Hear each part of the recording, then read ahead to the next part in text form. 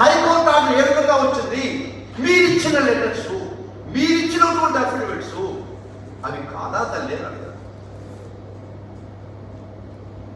Charge sheet లో ఎవరు అన్నారంటే మొన్న ఎవరు పకోడీ జవాబు మీరు కాదు. ఆ చార్జ్ షీట్స్ అంతా మాట్లాడు, ఎఫ్ఐఆర్స్ అంతా మాట్లాడు సుధాకర్ బుక్ వారికి తెలుసా investigation. Charge sheet is under 170 is the finality of the investigation. Starting point is 154, that is CRPC, 154 is FIR.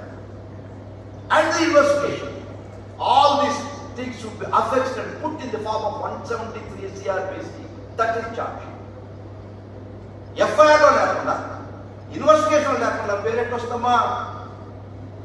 ఇక్కడ పెట్టినటువంటి ప్రోత్బలం చేసినటువంటి మీ శంకర్రావు అఫిడవిట్స్ కాదా? ఇక్కడ చేసినటువంటి